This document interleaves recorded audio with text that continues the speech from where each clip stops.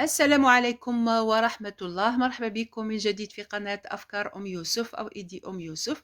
إذا حبيبتي اليوم جيتكم بوصفة خفيفة للعشاء. نتمنى أنكم تجربوها خاصة في فصل الصيف.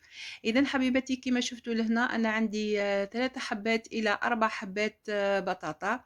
يعني كل ما كانت البطاطا كبيرة كل ما نقصنا يعني عدد الحبات. لهنا البنات بعد ما غسلت البطاطا تاعي قشرتها قطعتها إلى دوائر رقيقة جدا. حطيت لهنا فرشت البابي كويسون، حطيت الفرماج رابي من تحت، وحطيت البطاطا كما شفتوا نستفها بهذه الطريقة، وحطيت فوق منها فرماج رابي. راح نحطها في الفرن ويعني حتى تطيب معايا ويحمر هذاك وتحمر شوية من الفوق مع هذاك الفرماج. راح نخرجها ونخليها تبرد على جهة.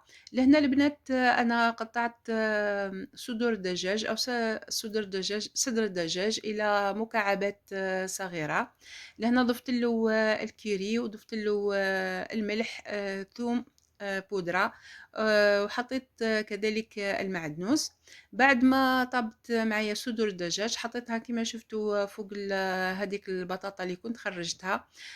حطيت كذلك مجموعة من الأجبان. تقدروا يعني نتوما كما قلت لكم تقدروا تستعملوا أي جبن متواجد عندكم. لهنا هذه هي وصفتنا لنهار اليوم. نتمنى أنها تنال رضاكم وتنال إعجابكم. واللي مازال ما اشتركش في القناة نتمنى أنه يشترك في القناة حتى يوصلوا كل ما هو